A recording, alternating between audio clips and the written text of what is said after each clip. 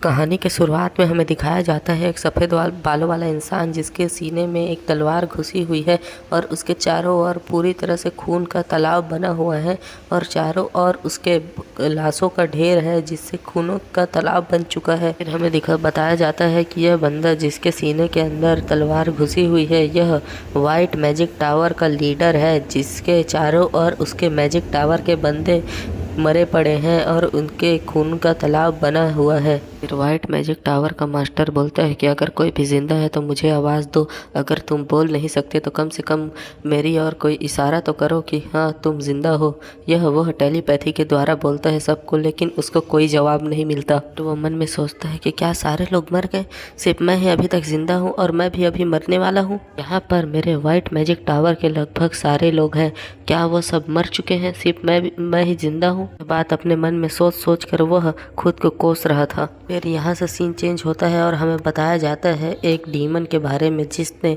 सारे डीमंस को मिलाकर एक बहुत बड़ी आर्मी बनाई और इंसानों पर हमला कर दिया। वह पूरी इंसानियत को ख़त्म करना चाहता था। वह डीमन लॉर्ड था, उसने इंसानियत को ख़त्म करने में कोई कसर नहीं छोड़ी थी। अगर ऐसे ही चलता तो हो सकता है कि इंसानियत ख़त्म भी हो जाती। हमें दिखाया जाता है कि एक डीमन एक बच्चे को खाने वाला होता है, लेकिन तभी वहाँ पर वाइट टावर का मास्टर आ जाता है और उस बच्चे को बचा लेता है और उस डीमन को मार देता है। फिर हमें बताया जाता है कि एक वॉर जो डीमंस के खिलाफ इस वाइट टावर के मास्टर ने छेड़ी थी इंसानियत को बचाने के लिए और इंसानों के लिए, इसने अपने वाइट टावर के पूरे फोर्स का इस्तेमाल किया डीमन को हराने के लिए और उन्हें पीछे वापस भेजने के लिए और उन्हें ख़त्म करने के लिए। और ये जंग तब तक चली जब तक इसने डीमन लॉर्ड के साथ आमने सामने की लड़ाई में डीमन लॉर्ड को इसने मार नहीं दिया, लेकिन इस कोशिश में इसके पूरे वाइट टावर को डिस्ट्रॉय होना पड़ा और इसे भी बहुत बुरी तरीके से ज़ख्मी होना पड़ा। उसे इस तरह तक ज़ख्मी होना पड़ा कि अभी यह मौत के कगार पर है और इसके वाइट टावर के सारे मेजेस लगभग भर चुके हैं। गिने चुने ही होंगे एक या दो जिन्हें ये बचा पाया जो इस जंग में शामिल नहीं थे। फिर हमें दिखाया जाता है कि इस वाइट टावर के मास्टर के सामने एक लड़की खड़ी होती है और बोलती है कि अगर तुम इस जंग में शामिल नहीं होते और इंसानियत के लिए नहीं लड़ते तो हो सकता है कि ये डीमन पूरी दुनिया पर राज करते और यह पूरी तरीके से इंसानियत को ख़त्म कर देते और बाकी सब प्रजातियों पर यह राज करते और इस पूरी दुनिया में सिर्फ डीमन का ही राज होता। इसके लिए तुमने बहुत बड़ी कुर्बानी दी है, लेकिन तुमने इंसानों और बाकी जितने भी जीव जो इस दुनिया में रहते हैं उन सब की जान बचाई है। यह बोलने वाली कोई और नहीं इस दुनिया की आखिरी ड्रैगन होती है। और फिर वह ड्रैगन लेडी जिसका नाम एडिना होता है वह बोलती है कि अप्रैल 29 वही दिन है जिस दिन मैंने आपकी मौत प्रिडिक्ट की है वाइट टावर के मास्टर। हमें बताया जाता है कि यह ड्रैगन लेडी भविष्य को प्रिडिक्ट कर सकती है और भविष्य में क्या होने वाला है यह देख सकती है। फिर वो ड्रैगन लेडी एडिना वाइट टावर के मास्टर से बोलती है कि वाइट टावर के मास्टर मेरे पास तुम्हारे लिए दो खबरें हैं, एक अच्छी और एक बुरी। तुम पहले क्या सुनना चाहते हो? इसके जवाब में वाइट टावर का मास्टर बोलता है अगर तुम्हारे पास सच में यह दो खबरें हैं तो तुम मुझे पहले बुरी खबर सुनाओ, जिससे अगर जब मैं बुरी खबर के बाद अच्छी खबर सुनूं तो कम से कम मुझे थोड़ी खुशी तो हो। फिर वाइट टावर के मास्टर से एडिना बोलती है कि डीमन आर्मी ने तुम्हारे वाइट टावर को लगभग पूरी तरीके से डिस्ट्रॉय कर दिया है और अब वाइट टावर में कोई ऐसा मेज नहीं जो वहाँ पर ज़िंदा हो और यही इस वाइट टावर का पूरी तरीके से डिस्ट्रक्शन है। यह सुनकर वाइट टावर का मास्टर दुखी हो जाता है और अपने मन में सोचता है कि यह तो मुझे पहले से लगा था, क्योंकि हमने डीमंस के खिलाफ जंग की जिसमें हमने अपनी पूरी फोर्स का इस्तेमाल किया और हमने अपने वाइट टावर के सारे रिसोर्सेज और सारे मैन पावर का इस्तेमाल करके डीमन आर्मी को ख़त्म करने की कोशिश की, जिसमें हम सफल भी रहे, लेकिन इसके बदले में हमें अपने वाइट टावर की कुर्बानी देनी पड़ी। और फिर वाइट टावर का मास्टर उस ड्रैगन लेडी एडिना से पूछता है कि और अच्छी खबर क्या है? ड्रैगन एडिना बोलती है कि अच्छी खबर यह है कि एम्परर ने अपनी एम्पीरियर फोर्स को वाइट मैजिक टावर के पास जल्दी ही भेज दिया था, जिससे वाइट मैजिक टावर से कुछ सर्वाइवर और आपके तीनों डिसाइपल बच चुके हैं और इस वक्त वह बिल्कुल पूरी तरीके से सही हैं और उन्हें ज़्यादा चोट नहीं लगी है। और ऐसा भी हो सकता है कि भविष्य में वो आपके वाइट मैजिक टावर को वापस से उन बुलंदियों में पहुंचा सके जिन बुलंदियों में वो अभी है, और हो सकता है कि वह उन मैजिक टावर को और ऊंचे बुलंदियों पर पहुंचा सके। और फिर वो ड्रैगन लेडी बोलती है कि आज वही दिन है जिस दिन आपकी मौत होगी, जिसे मैंने अपने भविष्य में देखा था। अगर आप मरने से पहले कोई इच्छा मांगना चाहते हैं तो मैं उसको पूरा करने की अपनी पूरी कोशिश करूंगी।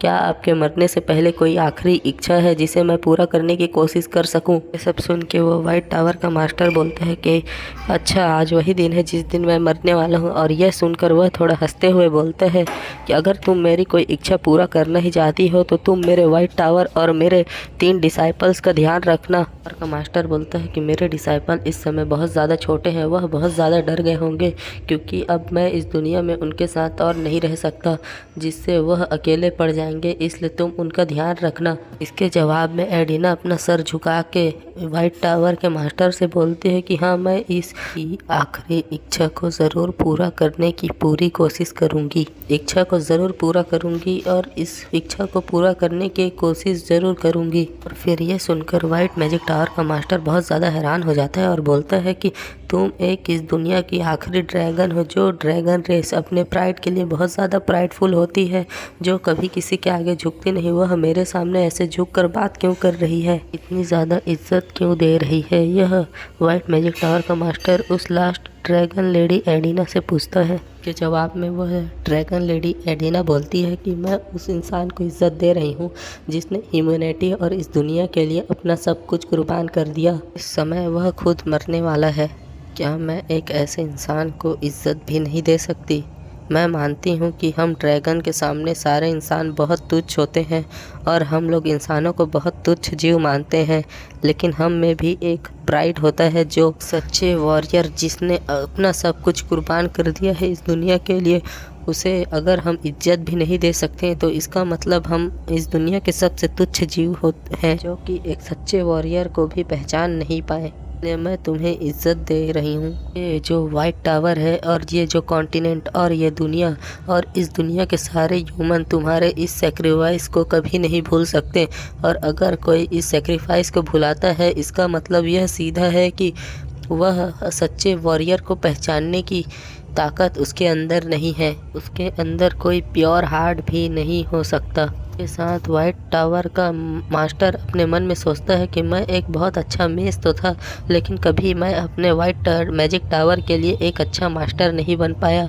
मुझे कभी भी मौका मिला तो मैं अपने वाइट मैजिक टावर के लिए एक बहुत अच्छा मास्टर बनने की कोशिश करूँगा और मैं सिर्फ अपने लिए जीऊँगा, अपने लोगों के लिए जीऊँगा।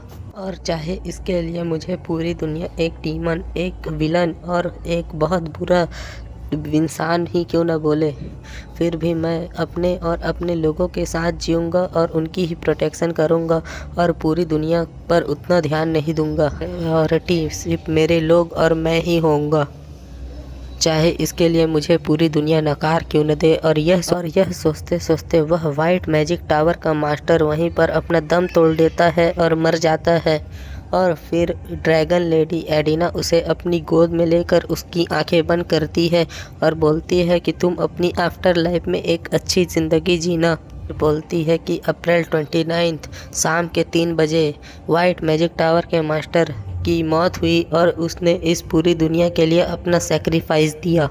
और फिर यह एपिसोड यहीं पर ख़त्म होता है। इस वीडियो को बनाने में सच में बहुत ज़्यादा मेहनत लगी है, इसलिए इस वीडियो को लाइक, शेयर एंड सब्सक्राइब ज़रूर कर देना। और नीचे कमेंट भी कर देना कि इस सीरीज़ को मैं कंटिन्यू करूं कि नहीं करूं। और अगर किसी और सीरीज़ की भी वीडियो चाहते हो तो कमेंट ज़रूर करना।